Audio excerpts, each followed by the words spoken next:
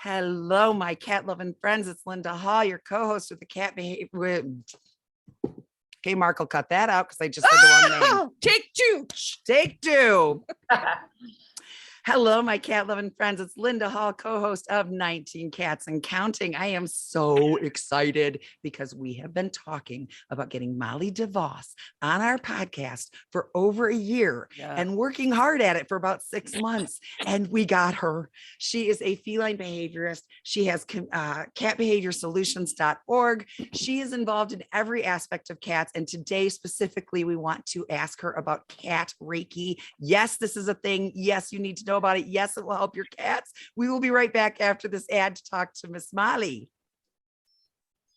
Welcome back to 19 Cats and Counting. I am your co-host, Linda Hall. Please excuse my voice. I am still fighting off. I'm better now, but it's taken hostage of my voice. So if you're old enough to know what this means, I'm going with it's the Brenda Vaccaro voice. Yep. Sexy and sultry. If you're too young to know what that means, never mind. Rita. Linda.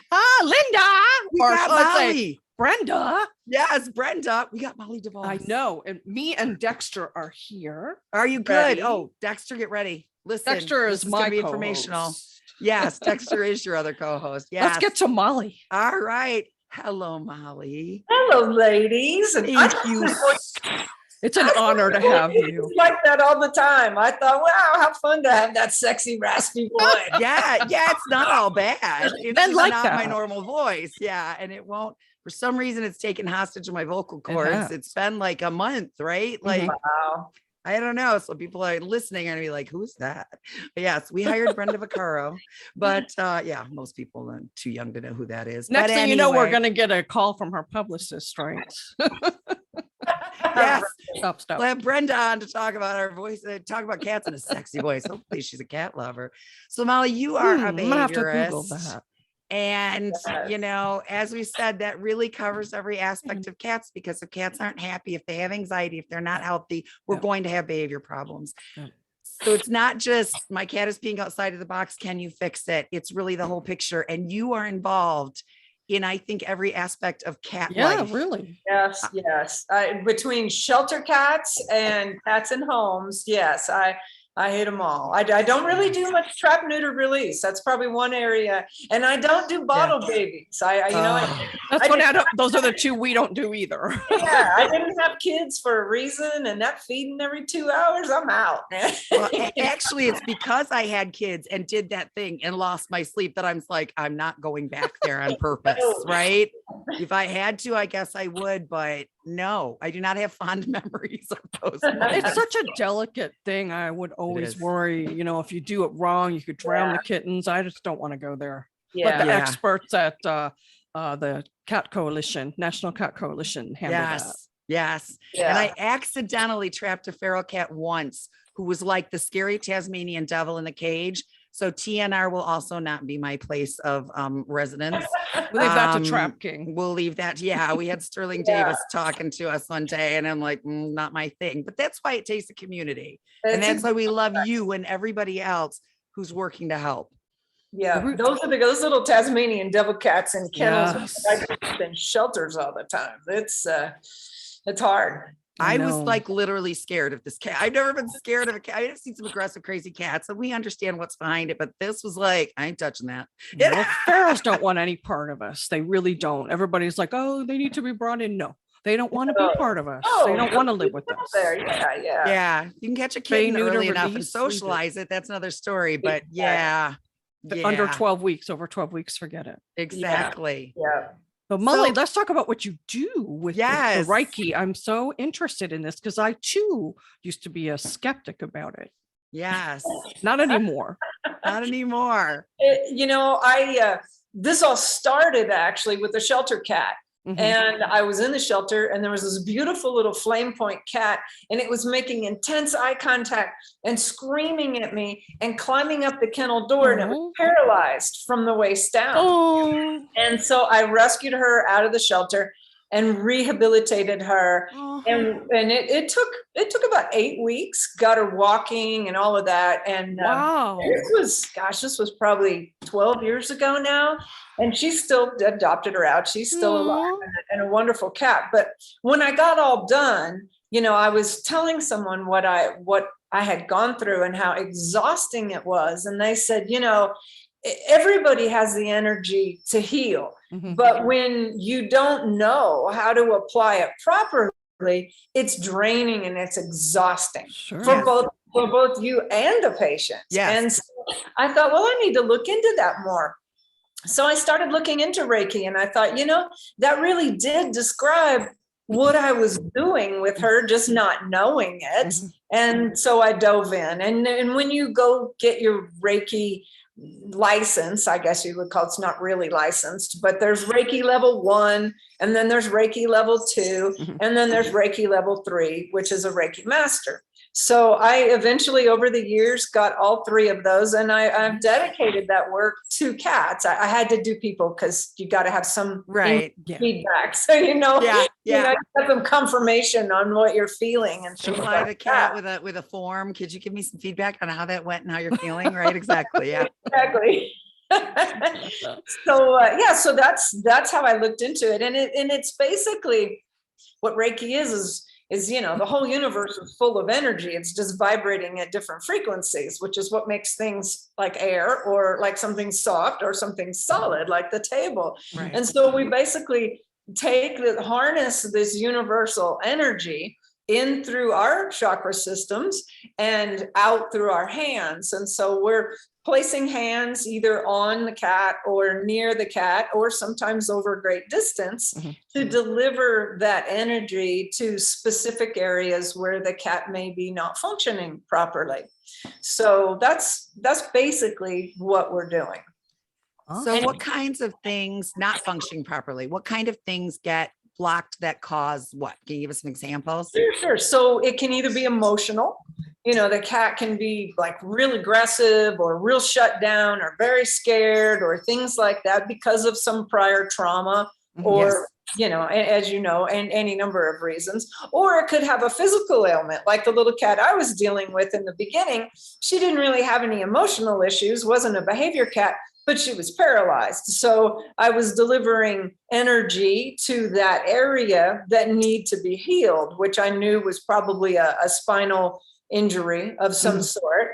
And, but it works emotionally. And that's why I use it. A lot of people say, well, you're just a cat whisperer, because I can walk in a shelter and, there's a cat that's lunging at everybody else, but is more calm with me. And a lot of that is, of course, how we move around the cat and that kind of thing. But I think it's also that cats are very sensitive to energy and energy work. And I don't know if they can smell it, that they feel it. I know they feel it.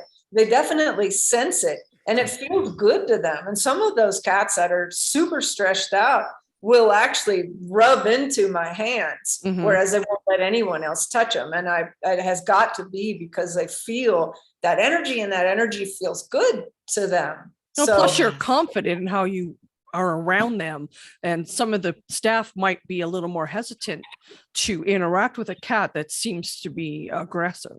Sure.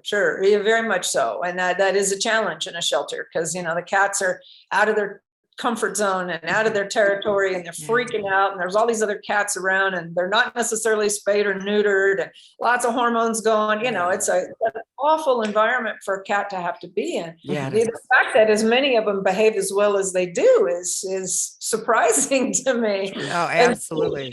And, trying to keep staff where they can clean safely, and trying to get the cat as fast as possible to an adoptable behavior, so that it's at least allowing people to touch it and interact with it. That's a real challenge. It's a lot of work. I could spend 200% of my time in a shelter and not get it all done. Exactly. So I have to tell you, when you said that about putting hands on and stuff, it made me think. So I have a cat, Kismet is his name, and it is named for a reason. Rita saw this cat being shopped around from a local shelter in the Carolinas. I'm in Ohio. She could not fit any more cats in her house. I believe she was at 20 at that time. 20 at that time. Yeah. So she started sending me pictures to burn into my heart, because I think I only had like 6 at the time. It worked. But I said, okay, but I'm not coming to the Carolinas. You're going to have to get it here. Well, it just so happens that one of the shelter volunteers is an airline, what are they called now? Not stewardess anymore, but flight attendant. Thank you. And I got the cat. It was all very weird. It was meant to be. It was very weird. That's why his name's Kismet. Nobody wanted him because he was FIV positive. And yeah, he's had a couple tooth surgeries, but he's my baby. I adore him. Well, my oldest daughter has a seizure disorder that no one could cure. We've been to all these doctors, did all these tests, loop recorders in her heart, all this crap. Nothing has solved this problem. One day she started to have a seizure, and she sat down in the chair in my room where I was working, and she said, "Mom, I'm starting to get hot. It's coming. I need you to watch me." Kismet came in and looked at her. I still get chills. Climbed up on her, started purring a different purr than his normal purr, also very loudly, and started touching her with his paws. It reminded me of Reiki, but with touch. It really did. And I'm just staring at this. He stopped her seizure dead in its tracks. And he's done it a couple of times now. Is he doing a form of Reiki? Is that what he's doing?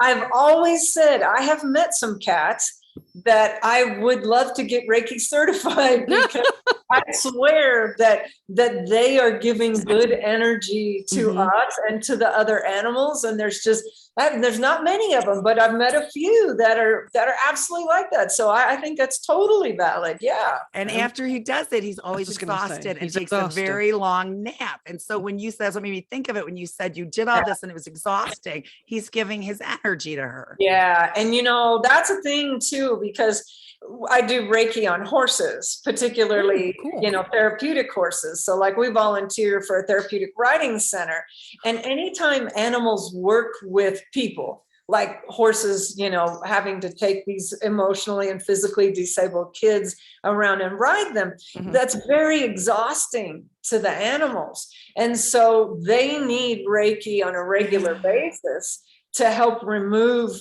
some of that to clear, their energy out of all that stuff that they carry. So you might try to find somebody locally that can actually do some Reiki on him, because that would be good. That would help him. Yeah, I would keep him rejuvenated. Yeah, that's something you have to do in person, right? You can't do that via Zoom. No, you can do it. Oh, you can? You can do it distance. Yeah, absolutely. Reiki is based on an ancient Japanese energy healing system. And so we learn symbols, which are Japanese symbols. It looks a lot like, Chinese lettering type of stuff. And we'll paint those in the air with our hands. Sometimes we'll paint them on the cat with our fingers as we're working. And those symbols will increase energy and direct energy to specific areas. And then there are symbols that will help us work long distance, that sends that energy long distance, because it's energy, right? It doesn't have any bounds, contained in this room. It can be sent across the world. So yeah, you absolutely can do it long distance. Yeah, we've had a couple of animal communicators on, and one of them taught us a meditation to do. We're focusing on one cat and their heart and sending light and love. And I love doing that at night. And we were both so skeptical. We're very skeptical people, Molly. I'm from New York, so we're skeptical of everything. I think mine was I was raised in a very strict Christian upbringing, which I still consider myself a Christian, but I guess it kind of obliterated some of the natural things that I believe God gave us to do all this work. So it was just an opening of my eyes that I needed and how to go with it. Yeah. But, I have started doing that and focusing, and I don't know, it makes me feel different. It makes me feel connected. Yeah. It does. It does sound very woo-woo. There's no question. It sounds extremely woo-woo, but it works, and it's absolutely a real thing. And animals in particular are really sensitive to it. They pick up on it and know it. And I'm part of this thing where I teach kindergarten classes over Zoom, like career type things. People are interested in careers with animals and stuff like that. So I'll get these requests. Well, one of them was the kids wanted to talk about Reiki. They were like, what is it?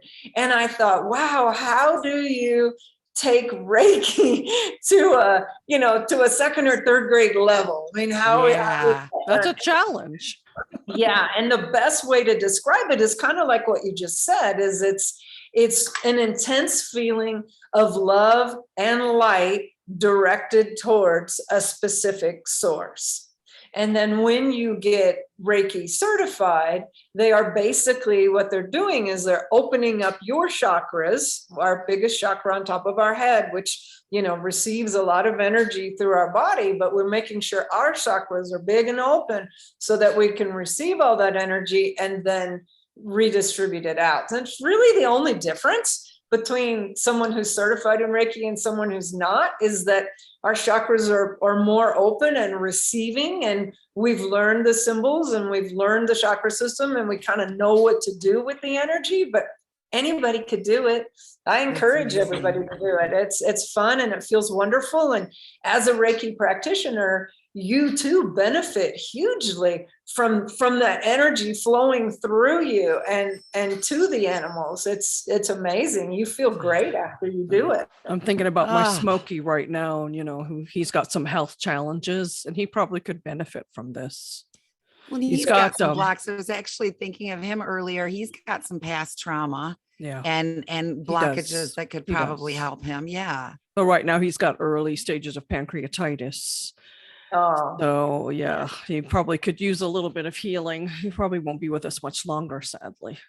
Well, and our emotional health, right? Like no medical professional will argue with me, whether they believe in woo or not, that your emotional health affects your physical health. That people who are stressed are more prone to heart attacks and stroke and blah, blah, blah. It takes a toll on your body. So clearing that out and releasing it just makes sense. Yeah. One of the other things that Reiki is used for, both with animals and people, is when people are at end of life. Mm-hmm. Reiki, we learn how to help that spirit energy leave the body and cross over peacefully.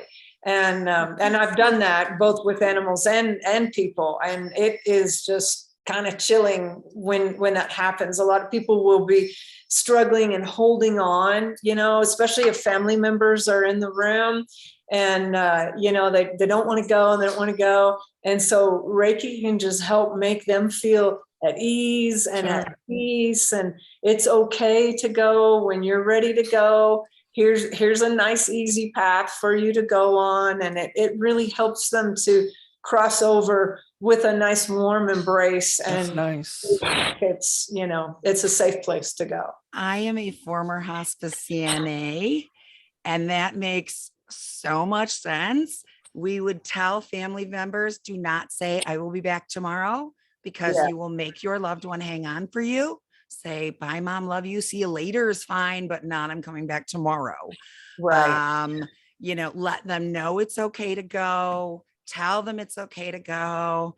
And I know when my former husband was passing, he had 0 blood pressure, palpable or readable through the machines, but he kept hanging on, and they said he was in a lot of pain and it was causing him to stay present. So everything you're saying makes completely sense to my brain. That releasing that. Oh my gosh. Okay. Now I want to get Reiki certified. I know, right? Just one more tool in our tool shed, because it probably could help with a lot of these cats that we see that have past trauma that we don't know about. No question. And that was exactly why I went into it at first. And I looked for specifically a Reiki master that had experience with animals to get my Reiki level 1. And that was in North Texas. And then I found another Reiki master in New Mexico in the Santa Fe area that had a lot of work experience with animals. And so I went with her for my Reiki level 2 and my Reiki master. Now she's also has a partner that is a shaman. And so that was interesting. We got a lot of shaman teaching in that master level class. So it depends on, you want to try to find someone who is deeply rooted in the original, which is Dr. Usui system. And we all have what we call Reiki lineage as to, who taught who, like gotcha. a family tree. Yeah. And so you want to make sure that you're getting, because obviously it's like anything else. You can go online and right, get certified. Yeah, exactly, and get certified just about everything. If you really want to use it, make sure you're aligning yourself with someone who's really good. Yes. I hate to say it, but we need to take a little break already. I know. Already halfway through the show. I wish the show was 2 hours long. Right. We'll be right back after a word from our awesome sponsors. And we're back with 19 Cats and Counting and the awesome Molly DeVoss. And of course, my lovely co-host, Linda Hall. Thank you, darling. Yeah, energy is big. Even simple precepts. So I'm saying I'm coming with a skeptical brain again, but even simple precepts, like everybody knows when you're upset, not to listen to, angsty, angry music, right? Do not, and I literally have separate playlists. One is entitled Happy, one is entitled Energy, just to, depending on my mood, to pull me out of the funk, to get me connected spiritually, to make me happier, to build me up, so that all makes sense. What's coming in affects even what you hear, what you do affects you. It's just like, you think about it like blood flowing through your body, right? For your body to be healthy, your blood has to be able to flow through it freely with healthy veins and arteries and things. Well, the same thing too with energy. So people have 7 chakras. Cats and horses have 8 chakras. They have an extra one, which actually is usually in their shoulder area. It's called the bronchial chakra, and it is where we start, and it's how they relate to people through that chakra. And so our chakras are placed in different parts of our body. And think of them like if you could see them, they would look like a little tornado spiraling out, right? The little funnel end in, and then it spirals out. And when you have an emotional or traumatic experience or a physical problem, that opening begins to kind of tighten up and shut down, and it's not as nice, symmetrical, big, round energy opening. And they all spin in the same direction, by the way. Okay. So when you get Reiki certified, you can actually feel that on people. You can feel how their energy is. Some people's energy is out here. Some people's energy is right here. So you can tell how open or closed a particular chakra is, which indicates what might be going on with them. Like a throat chakra, for instance, most of where the chakras are located, fall in line with the physical parts of your body that are in that area. Mm-hmm. And then emotionally, things that you would consider too, like throat chakra is when people feel shut down and they're stifled and they're not able to speak their mind and they're insecure. In an animal, it doesn't like to be touched. And, that all of that stems like from a throat chakra. So when we apply the Reiki energy, first we go through and do what we call scanning. So we scan someone's chakras to feel what's open, what's closed, and then we can go back and apply Reiki energy to that specific area and help open that up and make it more so that the energy is flowing through them, which is a much healthier, just like your blood flowing through your body. That's a healthier place to be. So you can help a person with stress as well as cats with stress. Yeah, in fact, trauma. I did not want to do Reiki on people. And I remember several things vividly. So when I took Reiki level 1, I paid extra so that it could be one-on-one. Because I was like, all these other people want to do Reiki for people. I don't want to go into practice. I want to use this for cats. And, so I just want to talk about cats. And so we did this one-on-one thing, but then it got to the part where I had to practice, standing. And so my Reiki master, she laid on the table. We use like a massage table. Nobody gets undressed, just fully clothed. Right. And so I'm scanning her and I felt something in her arm. I could definitely feel the energy change and I got nauseous. And I really thought I was going to throw up on her. And I went down on my elbows on the side of the table. And I was like, and I'm thinking, oh my God, if this is what it feels like, I'm not going to be able to do this. I am not going to be able to do this. Cause I was like, really just about to blow my cookies all over this one. Well, you weren't used to that feeling. Clients don't normally like it when you barf on them. Right. No. Weird. And, and I got hot, I got flushed, and I was like nauseous. Oh, it was horrible. Thank God that passed, because I was really, really, really worried. And I told her, and she's like, I think it'll be okay. And, next time I did it again and it was okay. And then it eventually went away. I don't get that at all, not at all. And then my Reiki level 2 master, she said, you've got to work on people, because you got to get feedback, right? Yeah. You got to know what's happening and what that person's feeling, and it'll help you. And so I had all my friends over, right? I said, okay, you got to come. Let me give you a free Reiki treatment. Let's see. And it was awesome. They loved it. They were like, oh, can I come again next week? So I did. I bought a massage table, and I do Reiki for friends that need it. I don't have a lot of extra time with all the cat work. Of course. There's so many cats that need your expertise. And I'll tell you, when you work on people, there's some rules we have to follow. Like, first you ask permission. I'm going to do Reiki on you. Can I deliver this energy to you? Is that okay? Right. Well, I forgot to ask permission of a cat in a shelter once, right? I show up in a shelter in Dallas, and here's this cat, and he doesn't have a name on his kennel card. So I said, well, we got to give this cat a name. And I asked the kennel worker that was there, I said, have you interacted with this cat? And she said, no, I haven't. I don't even know if it's a boy or girl. So I opened the kennel door, and he's rubbing on the kennel door, and I'm thinking, oh, okay, well, he's good. And he comes up and he's making biscuits on the floor, and he starts to eat. I thought, okay, he's the social eater. He turns around and he's clearly an unneutered male, clearly. Like, yeah, we understand that. Yeah, clearly. Okay.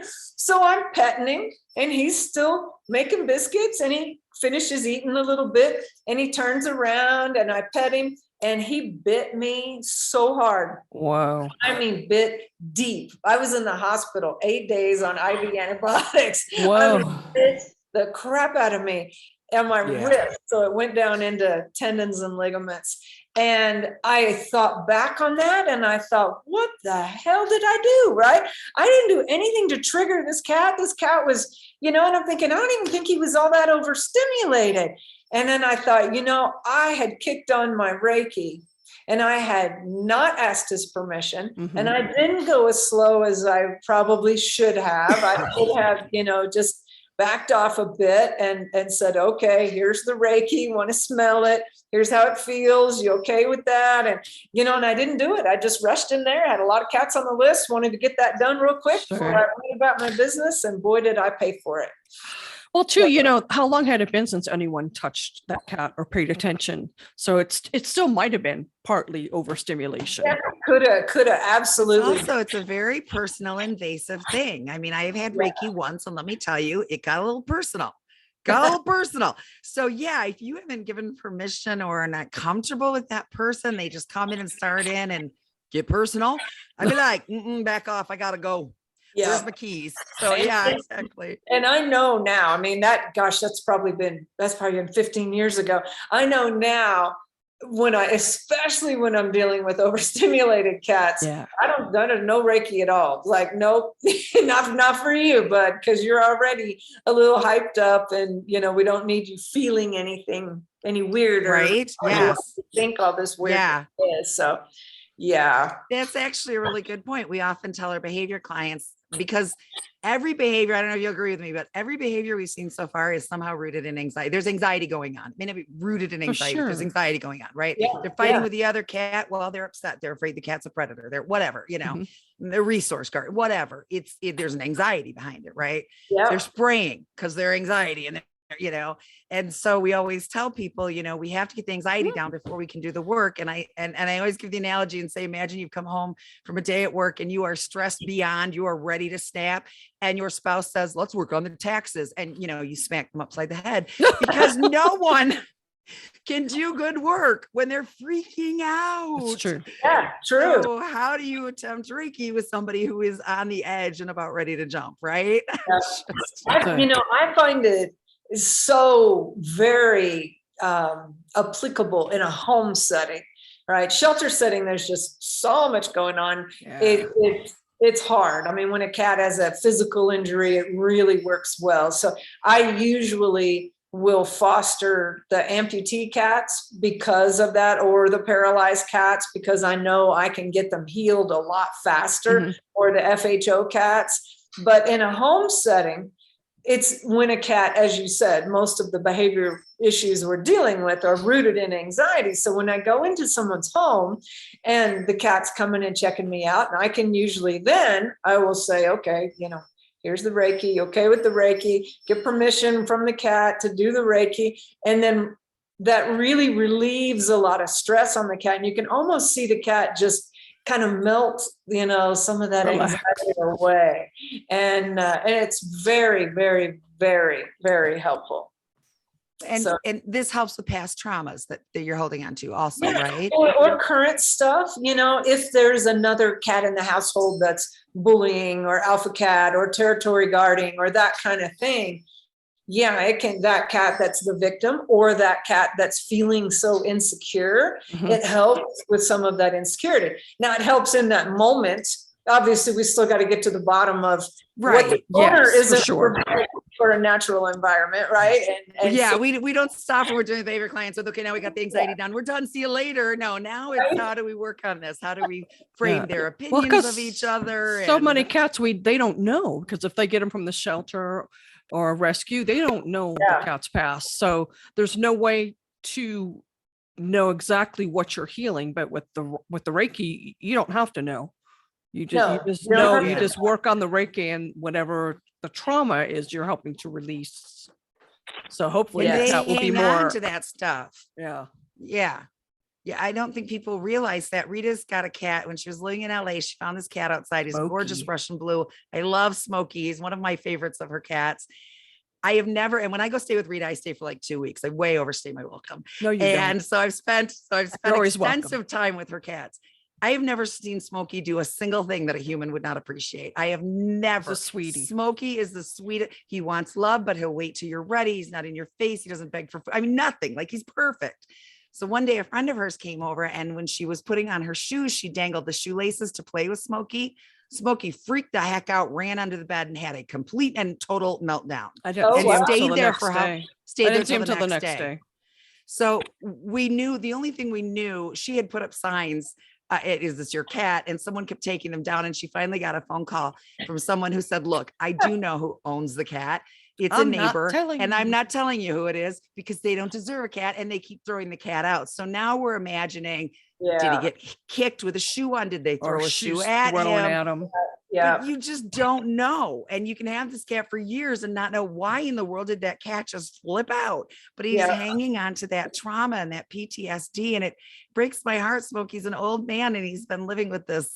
He's an old man now. Back then, he was a year when we found him. And when that happened, I had already had him for 2 years. So that trauma stayed. And I'm sure you girls get a lot of those behavior cases where they say, out of the blue, suddenly my cat just started attacking my other cat, or my cat just started attacking me or the kid, and has had no history of aggression whatsoever. And it's just out of the blue. And it's sometimes very difficult to try to figure out what those triggers are, triggered that aggression and that behavior. It's hard to work on because, it's especially long distance. You don't know what's going on in that environment. That's the other thing about being, COVID really changed that for most of us, but being able to actually go into someone's home and being a person who's very sensitive to energy and energy flow, well, you pick up on so much stuff that's going on in that house. I bet. And it puts it into context than any of my Zoom consults could be, Yes. It really does. Even on Zoom, though, we can catch, there's one human who's like, and then there's the other human who's sitting back with their arms crossed, like, I can't believe it, and you can tell, and or we hear, my partner has had it and is going to throw the cat out, please help, that kind of stuff. So that. And I don't think people appreciate, and I assume the Reiki takes it up a notch, Molly. I don't think people appreciate what you and all of us go through emotionally.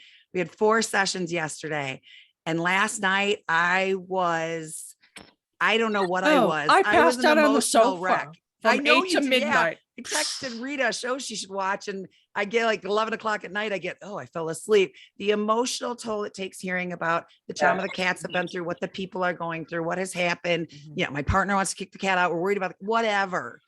It is emotionally exhausting. It is. It absolutely is. So Molly, you must be even more exhausted. Right. Than Like we you are. must be like losing it, right? Like it's hard, like a day at the shelter, like today. I spent all day in a shelter and dealt with cats that were at their highest stress level. I mean, lunging at the glass doors and, have a feeling responsible for having to find some behavior modification tool that is going to work on this cat in this environment quickly before somebody makes a decision to euthanize it. Yes, that's a lot of pressure. And I mean, it's not fun. So I go in and I evaluate the cats. Like today I was doing cat when staff has an issue with the cat, they put in for a behavior evaluation request, and those come to me. Mm-hmm. So they were stacking up because my husband had COVID and I couldn't get into the shelter last week because I was quarantining also. He's fine and mild. Okay, thank you. But I couldn't go in. And so my eval list was 25 cats long today. Oh my gosh. And having to try to evaluate their current stress level, figure out what kind of behavior modification is going to work, and then trying to route that cat through the BMOD program, or is it not going to work? And, could we try gabapentin and that kind of stuff? Let me tell you what, those days, like I will be looking forward to my cocktail coming up soon. I was just going to ask you, so what do you do to, okay, I got it. Never mind. Question answered before I even asked. You must have felt that coming. Well, and I'll tell you, we've done the math. Yeah. We looked up how many cats are surrendered. Now, this is just to U.S. shelters. This isn't private rescues, kicked them out of the house, gave them to their brother. How many cats are surrendered to U.S. shelters every year? Then we looked at what the percentage of those cats is that were surrendered for behavior problems. And again, lots of people lie and say, lots of people lie and say, oh, there's a cat found in my yard, that they had for 5 years and kicked out for behavior problem. So this number is very, very low. 134,400 cats surrendered to U.S. shelters alone every year for behavior problems. And I'm guessing that's a lowball figure. And it's bigger than that. It's much bigger than that. It's actually like 34%. It's huge. It's huge. And the number of shelters that are still euthanizing for behavior and just euthanizing for space in general. I mean, I know. Shelter euthanasia is the number one cause of death in cats. And, and that's why I entered into this work, was because I spend so much time in shelters and I'm like, this is ridiculous. We need to try to help these people crazy in their home so they don't end up in a shelter. Yeah. So how do the shelter workers really do the things you prescribe then? Mostly when you have a behavior modification program in a shelter, it's volunteer-based, sadly, because all shelters, especially now after COVID, are extremely short-staffed. They can barely get to cleaning the kennels and feeding all the animals within the hours that they have on their shift. True. So to ask them, and I deal mostly with municipal shelters. So I deal with the shelters with the highest level of euthanasia because, the SPCAs and that kind of stuff, they're usually no kill. And, they can kind of pick and choose what cats they take, and they can have an army of behavior people. But these municipal shelters don't have those kinds of resources. Mm-hmm. Right. So in those settings, usually I have to create a volunteer program and then train those volunteers all the behavior modification methods of working with cats in shelters. Mm-hmm. And then they hopefully get enough sessions with volunteers that they're making progress, that their stress levels decreasing, and their adaptability is increasing, and they don't end up on a euthanasia list. But when you have staff complaining about safety, I can't clean that cat's kennel safely. I can't, it's hard to say, oh no, you need to continue to put yourself at risk because we don't want to euthanize that cat. We want to keep working with that cat. And sometimes those arguments get hard to fight.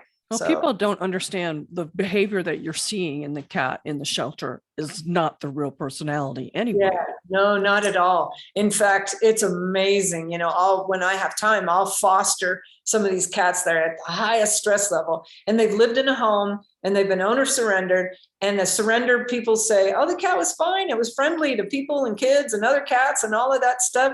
But in the shelter, it's acting like a maniac. Of course. And I get it home and get it decompressed, do a lot of good Reiki on it, and do a lot of positive reinforcement with it. And usually within days, that cat is just fine. It's just getting it out of that. Yes. One of the best rescues I saw, this lady up in Louisville, Texas, has a outlet in a mall, an adoption outlet. She charges people to just come in and sit with the cat. So it's kind of like a cat cafe, but she doesn't serve food or snacks or like that. But the whole place is set up like furniture, like living rooms. So she's got all these individual rooms. Nice. And so it's set up like a home. And the cats, the cats are all free roaming. And of course, some cats get stressed in the overcrowded situation like that. But for the most part, they do just fine. And they're in more of a home setting, and it's a lot less stressful for them. That's what we want to do with the sanctuary we want to open for senior and unadoptable cats. We want it to be a home setting, no cages, a couple separate rooms for newbies to decompress. But for the most part, we just want them to have a place to be where they're not in a little cage. And understood. It's so hard seeing them in a 2x2 box, for a cat to be stripped of choice and control. I mean, you girls know how much cats need to be in control, right? Yeah. All of that. And then you surround them with all these other cats, and it's mostly a lot of times also dogs barking. I was just going to say, Well, and the cat, kennel cleaners are in a hurry, so they're banging things around, and it's just horribly stressful on them. It really is. Cats with other cats, this is often a problem that we find as we're going through somebody, my cat started spraying, we don't know why. And so we're going through, have there been changes? Someone moved out and often we get, do you have stray cats in your yard? Oh yeah, they're up at the door all the time. Well, there you go. There's the problem. Cats are working on instinct, survival. These could be predators. Now I'm in a cage with 20 cats next to me. Are you kidding me right now? Yep. I've lost my marbles, and we pick it. And I do wish all shelters could go no kill. I do, but I'm a little more understanding at this point in my life. Before I was just like, Satan, you're killing cats, but I get it. We only have X number of space. And if we keep this cat who pees on the pillow, who has next to zero chance of getting adopted, we take away space from a cat who could get adopted. Those are the cats we want. At it. We want the pillow here. We want that one. Which is why Rita has 16 cats and I have 12. I have 20. Which is also why, she had 20 at one point. I have 12 cats and a small dog. And if I bring another one home, my husband is going to serve me with divorce papers, Molly. I'm telling you, I've pushed him to his limits. We need to get a sanctuary. Now listen, all our cats are spayed, neutered, taken care of, vetted, well fed, get along. We're not cat hoarders. Sounds like you need to change the name of the show, right? Like 24 cats and counting. It was 19 cats because I started the show originally. I had 19 cats, and then Linda joined me as co-host after the second show, I think. Yes. But together we now have 28, and we're hoping to get it down to 19 total. That's I told her my goal is for us to have 19 between us because I can handle that. I said you get 18 and I'll get one. Okay. No, I'll get 2. You couldn't live with one. I couldn't cat. give. All these guys are here to stay, but I'm not taking in anymore. Neither she, because we can't. Thus, we've got to build that sanctuary. But we've taken all of these difficult, unadoptable cats. After I took my Kismet that I told you about, I found out 7 months later that his girlfriend was still there. I don't separate bonded pairs. Yeah. So guess who flew a feral cat, semi-feral cat home from Carolinas? Honey, don't look at the credit card bill. I'm bringing extra luggage home because, it's Kismet's girlfriend and they are tight. But, nobody could touch her. She's gorgeous. She's got Maine Coon in her. She's gorgeous. She's dying to dig into that fluff. But nobody would even know she was there because she was stuffed under cages, scared to death. And it took me 4 years to get her to really love on me. And it's still, it's up to her. There are days if I walk in the room, she'll run out like I'm the boogeyman. But, these can be wonderful, wonderful cats that Most that people won't give a so- chance to that. Yes, those. exactly. That nobody wants. Nobody wants a project pet. You don't go looking to adopt a problem pet, Sure. Those people do come along. I call them Yes. the unicorn adopters, and we love to see them coming, right? That's But- why the shelter here kept calling me. Yeah. This one, can you take this one? Yeah, I get I it. told her to quit posting on Facebook when she loses a cat because she had lost two fairly close together.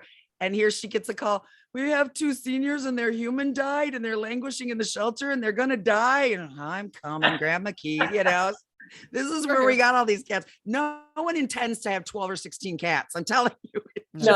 No. I hate that just we've got to actually end the show. We probably should have ended it about 10 minutes ago, but I could just talk to you all day, Molly. And you've really got Linda and I thinking about, we need to learn Reiki. Yes. Too. Yes, you should. Yes. I would totally encourage you to do that. I think you'll find it helps immensely. It really does. Well, and you are just a shining example of a cat lover, an animal lover in general, that you are learning all aspects, not just your corner, but all aspects and reaching out. I've heard you talk about everything from food to Reiki to behaviors, to everything. It's all connected. Because it is all connected. Exactly. And the amount of time that you donate. Yeah, God bless you. We just adore you. You're one of our people. We have a list. You joined it. Be sure you visit catbehaviorsolutions.org. Yes. Please donate to her cause if you want a Reiki session or you need some behavior help. Yes. And the more we go to her help her with website. Financially, the more she can give of her time to do Yes. otherwise, because we still got to pay the bills, right? Yes, for sure. Exactly. I have cat hair on me, so sorry about How did that. that happen? I'm so glad you really can't see mine. Yes, There's my part you're lab wearing coats white. are I'm white, wearing not black. black, right? A black lab coat for somebody in an animal situation is not a good idea. Any last words of wisdom, Molly? Any last words of wisdom? Yeah. Wow. I think everybody ought to seek out a Reiki session so that you know how it feels. Be open-minded to it. Learn more about how energy works. Mm-hmm. We're all energy beings. We are all one. We're all connected. Every living being on this planet and every living plant on this planet is connected. Mm-hmm. And so with that kind of universal energy connection, we all can heal each other and heal ourselves. And so the more you can learn about energy healing, I think, the better off you're going to be. Definitely. And the healthier you can be. Yes. Yes. And physically. Yes. I agree. And I think it will get rid of a lot of, there's so much negativity in the world right now. If more people tap into something like this and become more positive beings, it'll ripple effect throughout the world. Right now, anxiety and depression are at an all-time high from everything we've been through with COVID. Yeah, it absolutely does. I mean, and you can't. One thing I know, because as you say, I spend a lot of time giving a lot of time to others. You can't even begin to help others until you're healthy and you're whole. You can't. So true. You can't give away parts of yourself that aren't there. That's true. Every flight, what do you hear? Put your own mask on before securing your child's. True story, right? True. We have to be whole before we can give to others. Well, Molly, I hope you'll come back again. Thank you so much for being on the show. Yes. Thank you. We are so appreciative for you, and we just adore you and everything you're doing. And Linda Hall, of course, my partner in crime. We weren't supposed to talk about the crimes. Yeah. Okay. No talking about the crime. So we'll just go right to thanking Mark Winter, for giving us this spot on his Pet Life Radio network. We so appreciate it. We do. And please visit us, catbehavioralliance.com, if you need some cat behavior help. And of course, Molly at catbehaviorsolutions.org. Yes. Don't forget, every day is Catterday. I gotta stop.